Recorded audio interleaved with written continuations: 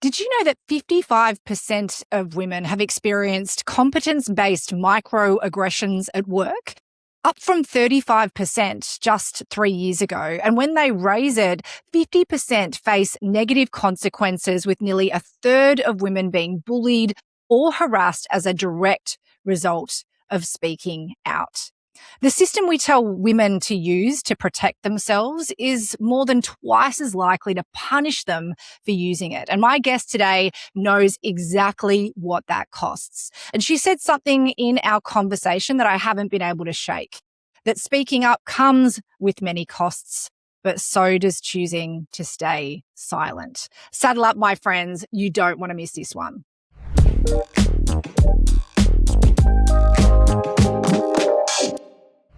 My guest today is Jo Tarnawsky, and her career reads like a briefing document that most people only ever encounter in fiction.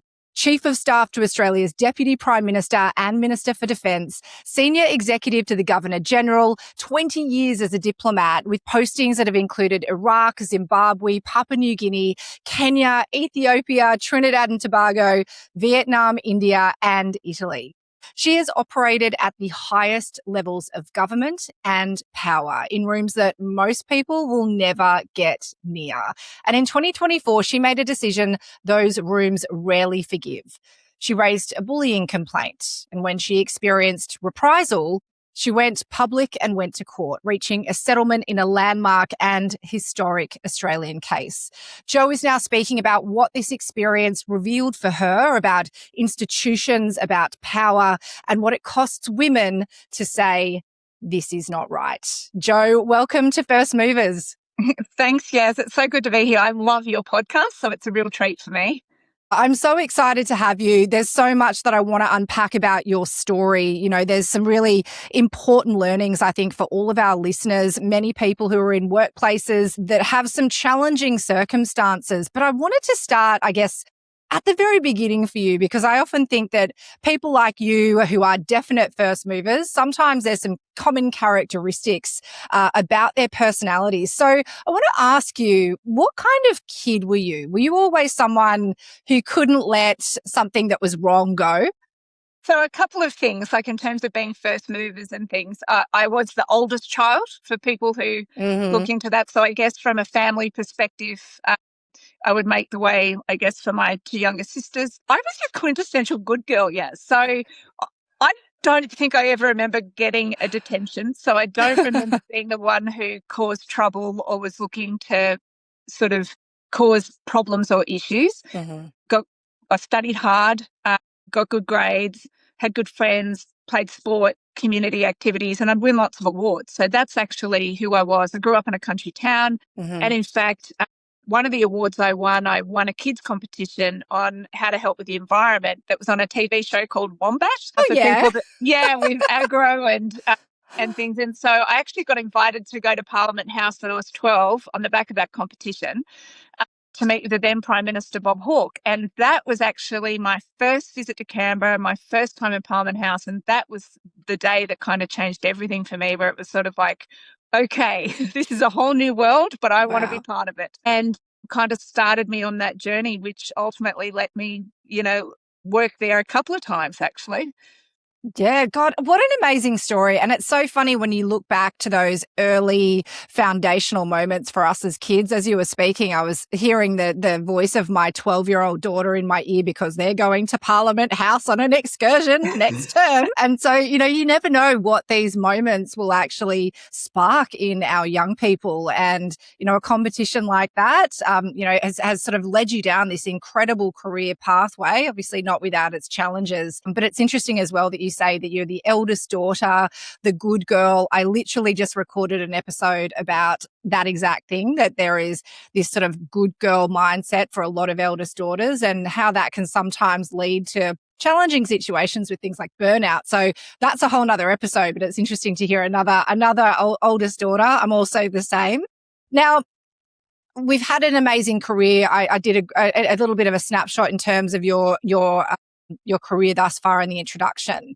But a lot of people may not know the infamous case that we're talking about today. Are you able to share a bit for our listeners and viewers about what happened? Sure. So I was the Chief of Staff to the Deputy Prime Minister. It's a really big job. He's also the Minister for Defence. And I was in that job for about 2 years, working on some really critical things. And I loved my job. I mean, you just heard this is what I had dreamed of doing when I was younger. I never wanted to be the politician. I actually wanted to be the person who was making things happen behind the scenes, the one who could have influence without necessarily being on the TV. And so this was everything. And I would bounce around the corridors and I worked around the clock as you do in these jobs, but I had, the workplace issues at Parliament House are well documented. For people who remember the marches around the country a few years ago, the March for Women, they had been instigated because of cases, very highly publicised cases at Parliament House. And off the back of that, there was the Set the Standard report by Kate Jenkins, and 1,700 people had come forward to tell of their experiences as part of that review. Wow. Promises have been made to say things would be better. And I came in under that environment after that report had been delivered, after the promises. And promises had been made, particularly to staffers and women. And I had been asked to come back and do that job. I had worked for the now Deputy Prime Minister 10 years earlier. He came back, he asked me to do that job. And so I felt like I was safe to raise a private concern with him that I had started to experience some behaviour behind the scenes that was impacting me. Now, it wasn't the first thing that I had done. I had tried to manage it, but it had got to a point where it was starting to impact me. I wasn't looking for anything huge out of it. I wasn't looking for people to be fired. I wasn't looking for anything big or dramatic. I literally just wanted him to be aware so he didn't inadvertently feed the dynamics. Yeah. And a few simple things to make sure I wasn't excluded from meetings, that I was being included, and just so that he knew that that was what I was managing. So you can imagine how surprised I was to, I was initially told I was very valued and he wanted to have a chat about it. And that chat was something that changed my life. I was put on leave, told I needed a break, that I wasn't very good at having a break. So to take a couple of weeks off and to completely switch off. When I tried to return, the Prime Minister's Chief of Staff then told me, well, no, Jo, you can't come back. All my things were in my office. I was confused. I don't know what I had done wrong. And I was completely isolated and hurting a lot. And so I quietly got a lawyer engaged simply to get back on site. At that point, they told me I couldn't go back into my office. A separate project was set up for me elsewhere, and I continued to cover it as I tried to safely exit.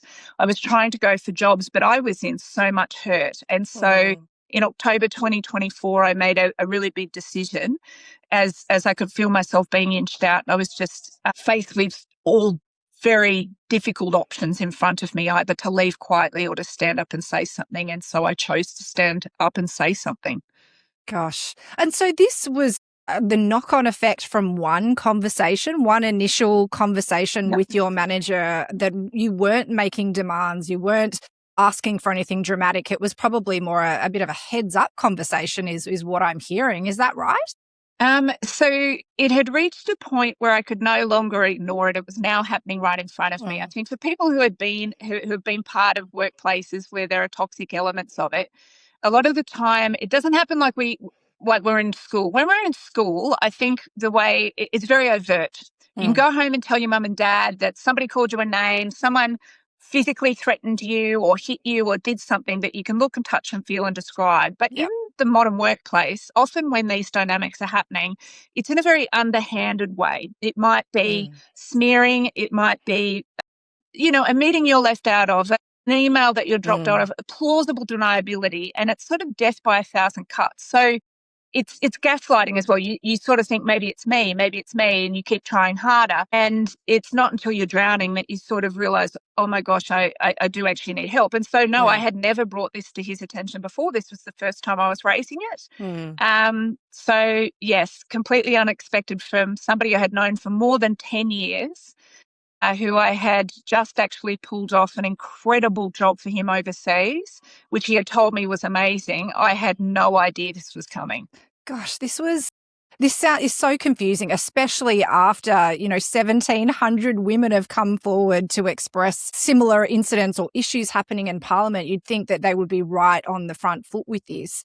I mean, having spent 20 years in these institutions, and they are built around discretion, for you, you mentioned that you tried to sort of solve the problems that you were experiencing before going to your manager. What was that tipping point that made you to decide to go public and to take it as far as the federal court? So going public was actually 5 months later. In that time, I'd been cut off from IT, my team. I had no access to team emails. I'd been dropped off the group chat. I had not access to his calendar, couldn't go into my office. I had quietly tried to cover the situation, and that was actually causing a whole lot of trauma of its own because I don't like lying to people. I had a high profile job in Canberra. If I walked the dogs around the lake, people would say, "How's the job going?" Yeah. And it just got to the point that my world was so small. The load of carrying this secret was too much. And so it was 5 months really before I decided to go public. And then even then, when I stood up very shakily in front of that wall of TV cameras, all I asked for was an apology and some accountability for what had happened. That's it. And instead of doing that, they doubled down. I was isolated even more than before. I ended up writing to the Prime Minister personally a couple of weeks later, asking for his personal help. To this day, I've never received a response to that letter. Wow. And so, again, I just felt like they were using their power and might to force me out. And I was very traumatized. And so, again, I was put in a position where I had to make another very difficult decision. And I had another press conference, and that is when I decided to sue the Deputy Prime Minister, the Prime Minister's Chief of Staff, and the Commonwealth in the federal court. My gosh, that is some courageous moves there. I think everybody listening to your story in that moment, the weight of those words to sue the institution and those people is such a huge call. Before we unpack that a little bit, I just want to ask you, without going into specifics, of course, about what happened, you can't talk about the elements of the case. This is part of it. But what did it actually feel like to be the person who raised the complaint while the institution itself just carried on around you like nothing had happened? What's that like? So it's profoundly isolating and confusing. So I guess the confusing part is you do not know why you are suddenly being treated in such a cruel and targeted way. For me, it was completely unnecessary. I would never treat anyone like this. Why were they doing this? I wasn't a security threat. I had no code of conduct issues. I had no performance issues. Why, right? And yes, everyone keeps functioning while your world stops. I think you learn things. I'm somebody who, there's that concept of lemonading. Your life gives you lemons and you try to make the best of them. And I've certainly learned some things through this. And one of the most critical things I think I learned is you absolutely learn who your people are. I think sometimes as women, we have these little gnawing feelings from time to time about, not sure, but there's no sort of critical moment that makes you have to confront that. When you go through something like I have, you absolutely know who your people are. I can imagine. And silence often speaks for many. Far out. Are there any key people that really did come forward to support you? And in what ways did they do that? What made you feel supported? And this is probably something that I try and tell people because I don't think people understand how powerful even a small act can be to somebody who's fighting those battles in that moment. Yeah. So there's a few things. LinkedIn has turned out to be a place where I have found my people. Yeah. So I've made some real life friends out of that. Now, when I first stood up in public, I had people even that night. I shut down all my social media, like Facebook and everything else, because we're in a very political time leading up to an election. I knew the trolls would be out. I knew it's pretty bad for women out there anyway. Yeah. And simply to protect myself, I didn't need the armchair critics. I didn't need people to, be attacking me. It was a protection. But my lawyer and I agreed that maybe keeping up LinkedIn was not a bad way for people who needed to legitimately contact me. And I'm so glad I did that because I had women who never knew me, who reached out, who literally said, I see what you're doing. It's important. Keep going. Wow. or I had my own situation, or I'm in it right now. And I still get people who reach out to me to say it mattered to me. When you did that, it gave me the courage to fight another day. And so people reaching out online that, you see somebody in the media who's going through a tough time, do not underestimate the power of sending them a nice message. Wow. I think that is one really easy thing. But there are people who there's a senior person in Canberra, like a lot of the senior people just duck for cover because, suddenly they might like you, but the risk of being associated with you, what will that mean for them? Yeah. And are you worth it? That is the calculation that they do. Yeah. There was one very senior person, actually two, that I will never forget, but the one that I'll tell you about, I didn't know before. And they had seen what was happening in the paper and they just knew it wasn't right. And so through a mutual contact, they got in contact with me and we would meet with that other person that we knew together for a coffee every month or two. We didn't talk about the case, but she knew that I was very isolated and alone. And so just that simple act of not making me feel isolated and alone through the simple act of a cup of coffee, that is something I will remember forever. And people who reached out for a coffee during that time, I said yes. All the time I said yes. I often didn't know the people and would meet them. And so don't ever underestimate that when somebody's going through a hard thing, just standing with them and not being afraid to be it's awkward. You can't fix it. I get it. I had cancer a few years ago and I experienced it in the same way. People don't know what to say. They might say the wrong thing. But actually, the most important thing is not to leave the person alone. Yeah. Gosh, that is advice for life, isn't it? And I think sometimes a lot of us perhaps might overanalyze and overthink those situations, but ultimately what we've got to do is put ourselves in that other person's shoes. And that loneliness element is probably the harshest part of all of it. So something as simple as a coffee, utilizing technology for good in a short, simple and positive message, you never know the impact that is going to have. And so I think, that's fantastic advice and really great moments to reflect on for people to make those small, simple steps. Don't need to overthink it. Now, you mentioned that I think both of those women in those stories, were supporters. And I want to talk a bit about gender, I guess, in these sorts of situations, because we know that women who raise complaints are statistically more likely to face consequences than the people that they complained about. A lot of the time, their male counterparts. What do you think that tells us about how institutions actually work? And what do you think needs to change? Yeah, the women dimension is interesting from a number of different perspectives. So I've had a lot of time, obviously, to sort of read into experts and look at workplace dynamics. And I worked in and amongst power, but you get a different level of understanding once you've had to confront it and you go through an experience like I have. I think ultimately, whether there is a gendered element there, but it always comes back to power and survival.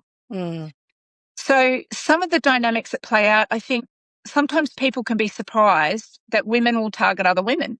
And I think partly that comes from some of the scarcity sort of situations that we've had where there's only room for one woman at the table and they see that person as their competition rather than the other men around their table, right? Some people, of course, are driven by insecurities, a bit like when we were kids. And so if you are well-liked and high-performing, you can become a target for that reason. But yes, it can be a very uncomfortable part of the conversation too about when women don't stand with you. Because yes, certainly there were a lot of people in my world, a lot of public figures that I knew on a first name basis who also fell silent. And that was power protecting itself. And I think I actually referred to that in one of my press conferences, not so much just about women, but I called out for what I knew what was going to happen next. You watch what happens. This is not about who's right. They will circle around him to protect themselves and their own power. Yeah. And so they're hard lessons to learn. Yeah. But ultimately, they're teaching moments as well, because what I've come through means that I can now help other people understand how those power dynamics work. Yeah, I think that the proximity to power element is something that requires a little bit more analysis because, and by, of course, institutions, but also ourselves in those situations. We've got to look at ourselves and understand the way that we're behaving. I think what's interesting as well when it comes to women targeting women is this concept of having gone through terrible challenges. You know, you've already talked about everything that had gone on in Parliament before this time occurred. So there's this element of I had to go through it, therefore you will have to go through it as well. Yes. Do you feel that played a bit of a role? I don't think so with this situation, but certainly across my career in the public service, I saw that. In fact, when I first joined DFAT as a baby grad, I remember a lot of the women role models. I looked at them and thought, I don't want to be, if that's what I have to be like at those levels, I actually don't want to. Yeah. I don't want to go up the chain because they had that mindset that we went through it the tough years. Now you have to do it too, instead of opening up the door to make it easier for the next person. Yeah. And actually, again, I still remember the game-changing female. Her name was Lisa Filippetto. She was the High Commissioner to Kenya, and I was working on a kidnapping case with her in Africa. And she was just so comfortable in her own skin. And she was the High Commissioner, but we were all sort of in the trenches working together. And she wasn't precious about that because she was confident enough in herself that it didn't diminish her authority. And she would, we were about to have a call with the kidnappers and she would be making cups of tea. And that is not because she was a woman. It was literally because there was only 4 of us and the other 3 were on the phone. And so, but I just loved the comfort level that she had about that because she could go about and do her job. She was well respected, but she also treated people well. Yeah. And I still remember that. It was around 2008, I think, 2007, 2008. And it's like, okay, there's a role model. Yeah. And so, yes, there are people that act that way. I choose to look at others who model a different type of leadership. Yeah, I couldn't agree with you more. Similarly, in my time in the police force, there were many situations. I came across some amazing people and amazing women, but certainly there was a large percentage of I've gone through the difficult years, therefore you will go through the difficult years. And, I think in the end, it does come down to back on that reflection of ourselves, our level of confidence as to whether we decide that we have to punish other people too, or whether, as you say, we open the door and try to help everybody rise. It's a really interesting, psychological phenomenon, in my opinion. Now, when this all happened, obviously perhaps you thought there were high levels of psychological safety for you to come forward to speak to your manager where, obviously you had that wrong because the result is not what you expected to play out. What's the gap between what organizations say about their levels of psychological safety and what they actually do when it's tested? So I'm really glad you asked this question because I think the easiest way to explain it is the gap arises from what's on paper and what happens in practice. So you can have all the best policies in the world, you can make the promises, you can write the reviews, you can, it can be glossed up in pretty books. You can, all of those things. It means nothing if it's just happening on paper. And I think people watch these moments in any place you work.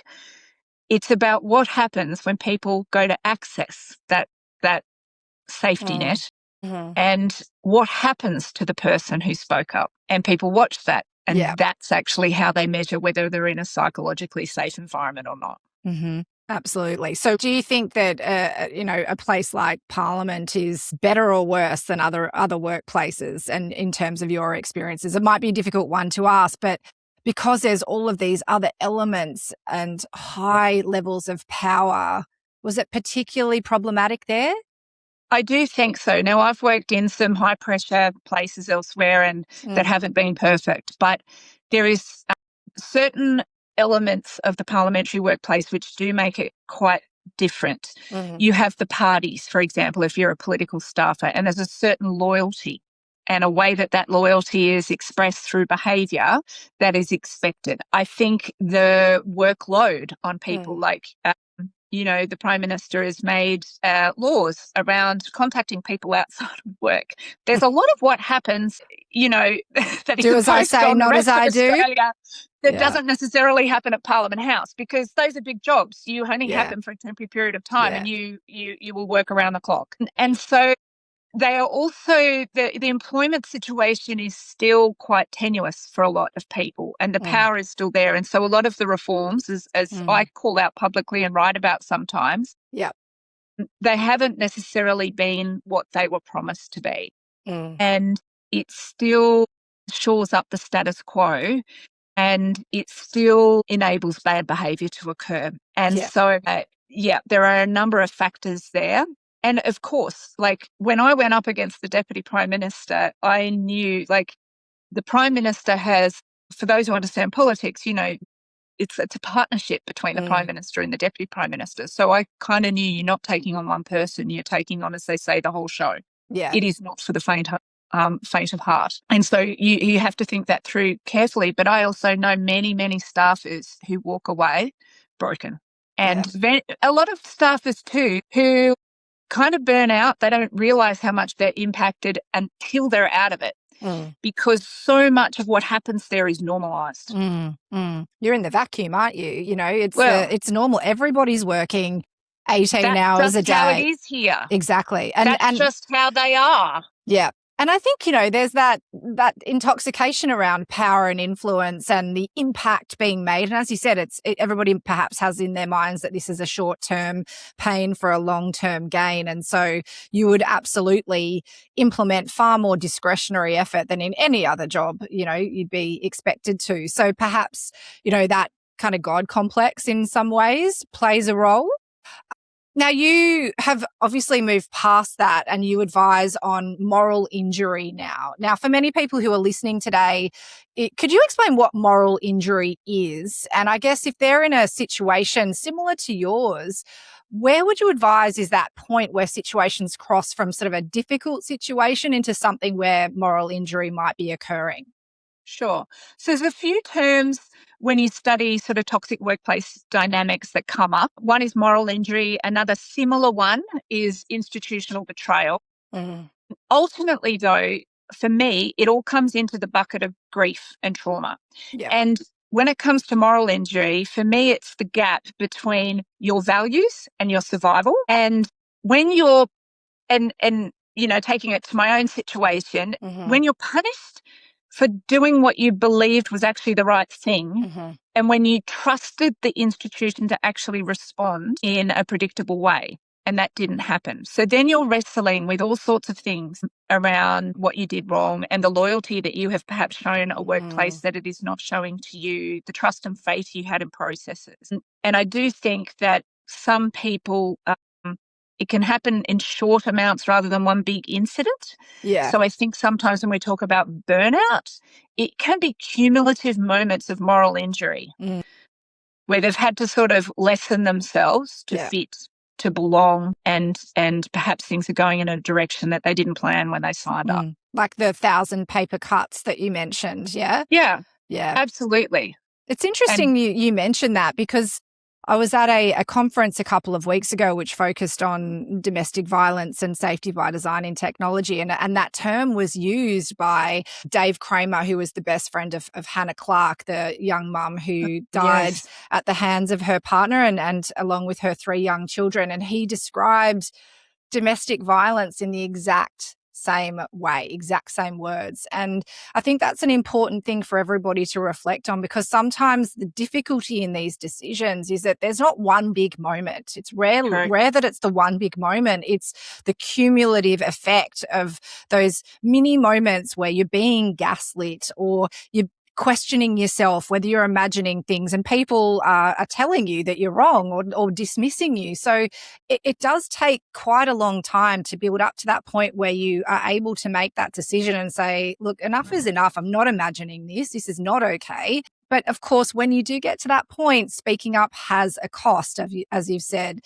But, if I think back to Hannah and I think back to Dave, there's also a huge cost in staying silent for so long as well. So if you're talking to a woman listening today who perhaps has been in a similar situation to you, she knows something is wrong, she's trying to decide what to do. Do you have any advice for her in that sort of a situation? I absolutely do. But just before I go to that, I think you've made a really important point because while they are not the same, some people do refer to this as workplace violence or workplace abuse. And where I would say some of the similarities are with some of the patterns that you describe, when you're talking about a domestic violence victim, if there's bruises to show, they might feel that they are going to be believed. Yeah. What they can't always articulate is the feeling of walking on eggshells and the things that they have to do to avoid those bruises. Yeah. And it's those everyday moments that build up over time. Yeah. And I think it's a similar sort of thing with a lot of toxic workplaces. It won't necessarily happen in a situation where you have one conversation and you're locked out of your office, and it may not happen in one defining moment. Yeah. But it's more likely to happen in the death by 1,000 cuts. And so some of the work that I do now is helping people to understand this so that they believe themselves. They're not imagining it. And they have the language to be able to articulate it to others so that they feel that they will be believed. Because if you don't have that, it can be very hard when there's no, workplace bruises to show. Yeah. It's very hard to describe that behavior. But if you can, there's some experts out there who've done some excellent sort of work on scapegoating and narcissism and all sorts of things. And if you can start to understand the behavior, firstly, you'll be able to predict it and arm yourself better. Yeah. But you'll also be able to explain it to others so that they understand as well what it is. It's not just a matter of, oh, just ignore them, they'll go away. And particularly when jobs are such a big part of our lives, right? They're our lives, our livelihood, they're our identity. There's so much of that that's wrapped up. Yeah. And so that's what makes it big. But moving on to your question around what I advise. The main thing is there is not one answer for everyone. So I do get people who come to me quite routinely about what they should do. Everybody's circumstances are different. And I do not underestimate the load and the consequences of people who must, for their own reasons, remain silent. And it may just literally be to keep the roof over their head. Yeah. Both carry an extreme hardness. Both carry consequences. But I think for those who are at the point where they want to say something, the main thing is to be informed, not to make the decision alone or lightly, to think about what speaking up looks like. So, for example, there are sort of mechanisms that you can use which bring more protection. If you do think that you're in a workplace that's going to retaliate, like a whistleblower, for example, there's certain, if you're in certain workplaces, there's things like the public interest disclosure mechanism, that the PID disclosures, which mean that you can get protections. It could be just sort of thinking through that strategy of the how. You make sure you've documented everything. I've got a saying about keep yourself tidy. Yeah, great. I understand. Making sure you have everything neat it's documented. We used to call it contemporaneous note taking in the police force, always. Just even if you can't get people to write statements, to do things with you, you've got that contemporaneous notes of what happened, how you felt, what was said, what word for word, was articulated. It's also important in an evidence point of view, isn't it? Yeah. And then in a strategy, you've got to think through what does good look like? What's the best thing that could happen out of this situation and what's the worst? Yeah. Could you live with both? And the other thing, I'm really big on finding your people. So build a support network. Now, when we talk about support networks, we often talk about like there are a lot of people. I can almost count on one hand when I stood up how many people I had as my people. They were very close, confidant, trusted people. They included a good lawyer, good psychologist, a couple of good friends. It was very tight-knit. Yeah. A good, media advisor as well. And so, but it was very small. Yeah. So it doesn't need to be a lot of people. It just needs to be the right people. And the other reason those people are important is that this does shake your confidence. This does make you question your reality. And you need good people in your life that can help you see your value beyond the job. And your value and worth. You can't control how people are going to respond. You can't control what other people will do. Yeah. But having those people who genuinely want to see you get through it safely is really important. Yeah, having your cheerleaders is so important there. People, as you say, it doesn't have to be a lot of people, but people who you know have your back. What I was thinking about, though, as you were speaking, is from the flip side, right? If you're a manager or a leader in a business, what's the best way to handle these sorts of situations? I mean, your experience is a terrible example of how to manage a difficult situation. I'll say that. Yes, so that's don't do that. That's the most vanilla way that I can explain it, keeping it PC and not getting sued. But, if we've got leaders that are listening to this, I think everybody's probably saying to themselves, oh, I'd never do that. I would never react in that way. Yet the environment does funny things to people, doesn't it? So, what are some strategies, some steps, some quick wins, easy things to do to manage this situation way better than your experience, if there are leaders listening today? Sure. Couple of quick tips. I think leaders should educate themselves more too on workplace dynamics and power dynamics, because sometimes what you may see at face value is not actually what's happening under the surface. In toxic work environments, it's often smearing, it's very underhanded, and so everything may not be as it seems. And I think to acknowledge that up front. Yeah. I think the second thing is, unless you're sort of really on top of it, the institutional almost default is to treat the person who has spoken up as the risk or the annoying person or the one that needs to be contained. Yeah. Whereas they are potentially, if you can switch your mindset, an opportunity. This could be your first warning shot that you have a broader psychosocial safety issue in your workplace, that maybe money is not being expended in the way that it should. Maybe, it's impacting productivity. It could be impacting a lot of things. And this could actually be an opportunity to lean into that. Yeah. And I think the other thing is too many workplaces default into getting HR and the lawyer in the room and getting advice from them. I think sometimes you need a human advocate. It's not somebody to advocate for the actual individual, but just to remember, let's just stop and listen. What are they actually asking for?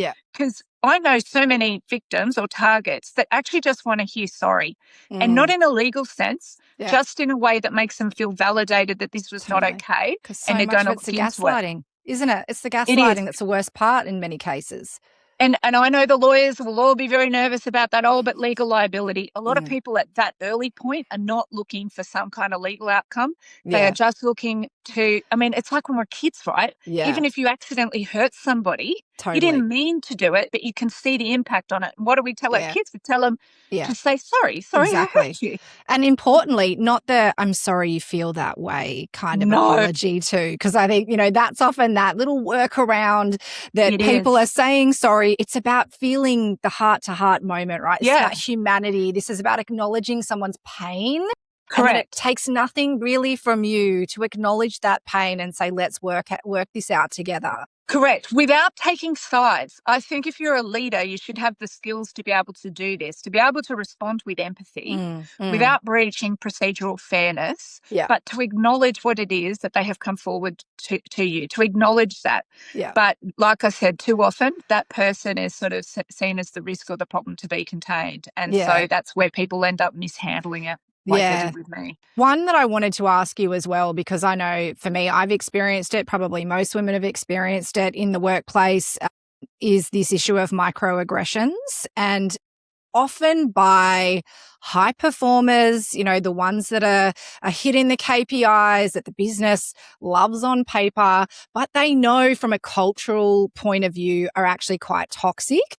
But they keep them around. I've been in many situations, but it was often, the microaggressions, the speaking over the top, the stealing ideas, the lack of acknowledgement, the dismissing, there's a million of them. Like, is there some tips you can give leaders to deal with those tricky characters? And of course, people who were dealing with microaggressions. I'm a pretty confident person. I ended up getting it to the point where I'd call it out and do it every time, but it makes it awkward and it makes it, pretty counterproductive a lot of the time because you end up fighting with people.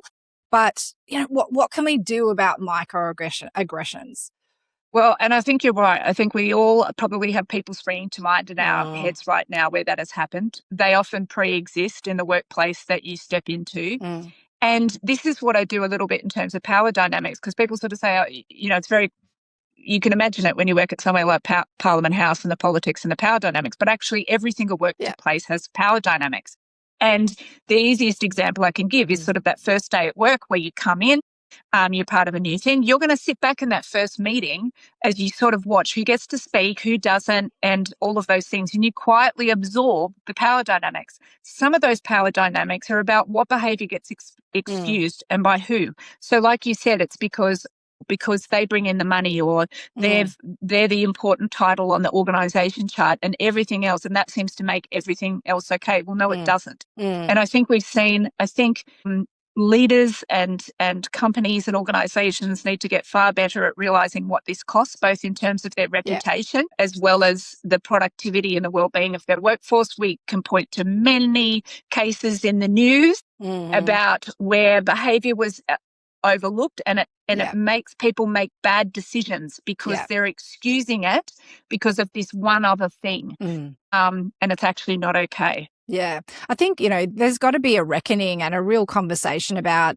the cost-benefit analysis of keeping these people around. And, I know in a situation that I was in, a particular person, the role that they were in was such a legacy role with such a large amount of long-term knowledge about the business. Thinking about replacing them was just exhausting. And so that was one of the reasons as well that things like that were just not acknowledged. But ultimately, they become untouchable. They do. And it's just, you get to that point of like disbelief, because you realize through those processes as well, it's not just me, it's her, it's him, it's her. And there just doesn't seem to be that action. And that's where obviously that cultural element can really be undermined.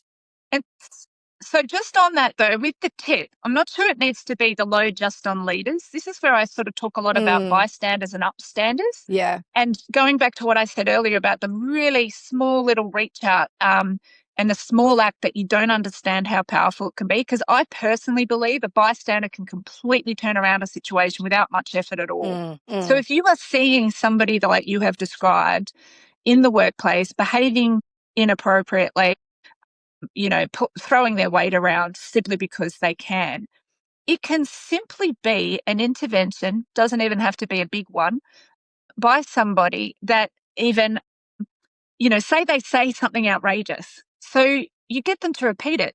Sorry, what did you say? Then they have to stop and actually have to rethink more consciously what they actually said. Yeah. Or say they're not letting somebody speak properly in a meeting because they just sort of dominate everything. It could be just, I don't think that, Yaz has finished speaking yet. I think she had something to say. Yeah. See, that's not a hugely confrontational moment, but it matters. And it may make them stop and think next time, but it also may give somebody else the courage to also sort of notice and do the small thing too. And so bit by bit, in the same way as it's death by 1,000 cuts, I think workplace cultures can be turned around in those small moments as well. Yeah, I think people have got to feel that level of agency. And as you say, when one person does it, it does create that contagion effect. I always use this term at First Movers: in what we make visible shapes what others believe is possible. And I think, this is a perfect example of that. Jo, tell me a bit more about the work that you're doing now. How can businesses work with you, learn from you? What are you out there doing on a day-to-day? Sure. Well, I've actually got some really exciting things I'm building for the second half of 2026. But at the moment, what I've got available for people is, for any individual that's suffering in a toxic workplace, I've got some online videos and guidebook that can be accessed anywhere in the world, immediately accessible, which is on my website. And that's from lived experience as well as the experts' sort of advice that I've built. Then I also do speaking. I do advisory services, coaching and writing. And that delves into power more generally. So sometimes it can be, one of the things that I'm about to launch, for example, is a service for change makers who have meetings with politicians. And I have sat through many of these where you expend so much effort getting the meeting, but if you don't know the environment you're walking into, it won't change a thing. Yeah. And so helping to educate people how to get the most out of those meetings to actually get themselves a better chance of actually getting an outcome more than just a nice meeting. Yeah, great. So that's something that I'm working on. And but I run events. I sort of do a range of things, a portfolio of careers. I'm having a lot of fun. I love that. And there's more to come in the next few weeks as well. So anyone who wants to follow along, I'm also launching a newsletter, free monthly newsletter, and that'll be sort of all the things I'm doing in one place. Yeah, For fantastic. people to catch me. Yeah. I love it. I love a multi-portfolio career. I live in that same sort of a world. And it's really great because you're able to speak and work with so many different people and draw all of those experiences in to, your lane, which is absolutely amazing. Now, one other thing that you're doing, I've noticed, is you're supporting the next generation of women leaders through Future Females Australia and from Kintsugi Heroes. What do you hope that these women understand about power that you didn't learn earlier? What are you trying to teach them? So I think I don't think power comes from a position on an organisation chart. I think that sometimes people think it comes from a fancy title and that's where you hold your power. But in the same way as I've talked about how powerful bystanders can be, that can be on any position in the workplace. I also don't think that power is something you just have or you don't have. I think it's something that you build. So building courage and practicing courage is part of building your internal power. Yeah. Building trust is something around building your external power. Mm-hmm. And then building influence is how you learn about things like power dynamics and the dynamics around you in a workplace, and then being able to create change. I absolutely love that. And I think the girls and the women that you work with will benefit enormously from a terrible experience, but of course the lessons that you've learned and you've been able to deliver from an educational context. That art, Japanese art of repairing broken things with gold, kintsugi. Have I pronounced that right? Kintsugi? Yes, you have. Well, I think so. I think that's right. I mean, look, I have a history of mispronouncing things on this podcast sometimes. We have a bit of a laugh about it. But, I love that. I've seen pictures, through social media and things of those beautiful, clay bowls and cups that have been repaired with beautiful liquid gold. The break really becomes part of the beauty. Does that philosophy feel really personal for you these days? Absolutely. So, yes, I do some voluntary work with Kintsugi Heroes, which is an organisation here in Australia which is about the power of storytelling, actually. And it has podcasts and free books and all sorts of things reaching carers and seniors and first responders and a whole range of different platforms to suit different people. But it's literally around people who have nearly been broken by something, but have using the analogy of Kintsugi or the inspiration of Kintsugi, bringing those pieces together to make something more beautiful. And so I think it is inevitable that hard things will happen to all of us. It's how we then choose to take those pieces and respond. And there is some incredible stories on that platform of people who would have every excuse under the sun not to be living full lives, but the way that it encourages hope and resilience. Now, resilience is a word that I don't always love because I feel like sometimes it can be used in a context like resilience is how you turn a blind eye to behavior you shouldn't accept. Oh, no, absolutely not. But resilience to me is that strength to be able to move through adversity. Yeah. And it's learning the tools to do that, like having the right people around you, like finding your purpose and your why and how you can help others. That's part of the post-traumatic growth. And so Kintsugi, I've gone and done a Kintsugi class. I haven't actually put it on social media yet. But yes, it's sort of putting together those broken pieces with gold and forming something useful and valuable and beautiful in its place. Gosh, I think that is exactly your journey. If I were to pick anything, it sounds absolutely apt and perfect. Now, we always finish our episodes with a first movers framework fast five. So I'm going to ask you 5 really quick questions and you're going to answer them just with what comes to mind. Are you ready to go? Okay.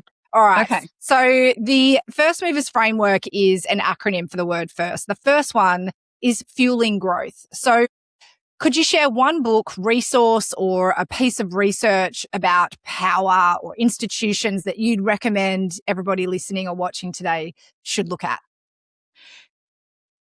No, I can't do that. And I've just proven that on social media. But what I would say is go to my LinkedIn or my Instagram. In June, I have just done a whole series of books and podcasts and resources on toxic workplaces.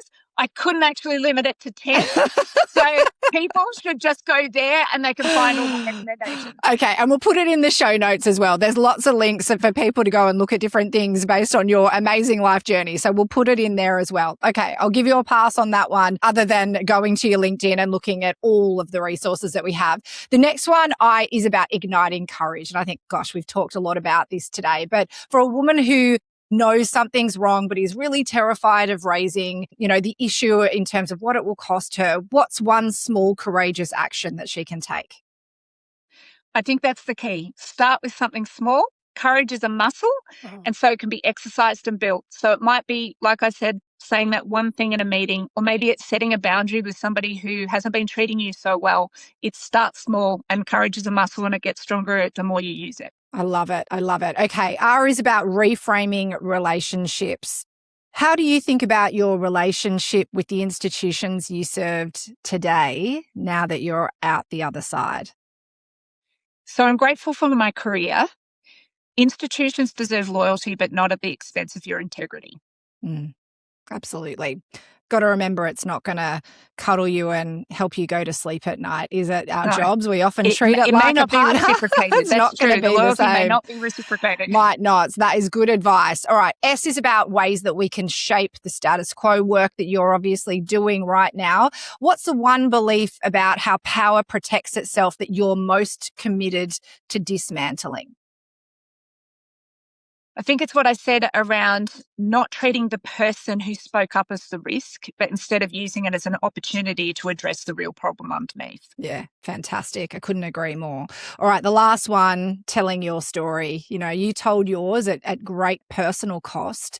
What do you want the women watching this? And of course the men, this is very much a women's podcast, but we love our allies too.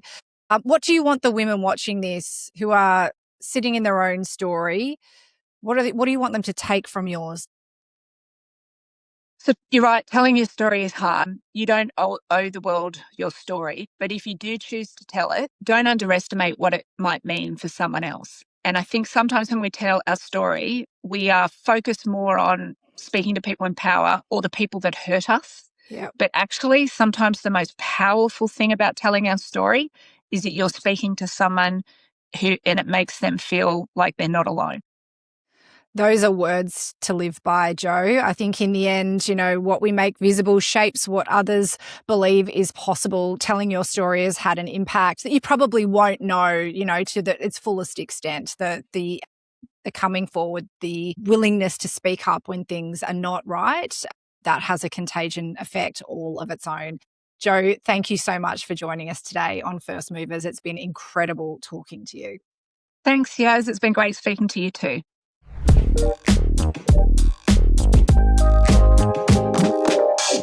If you loved today's episode, do me a quick favour. Hit that like button, subscribe so you never miss an episode, and share this with one person you think needs to hear it.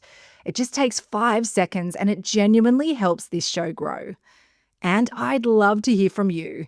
Is there someone you think I absolutely must have on the podcast? If so, drop their name in the comments below. I read every single one, and some of my best guests, well, they've come straight from the source. Thanks for being here and for being a first mover. I'll see you on the next one.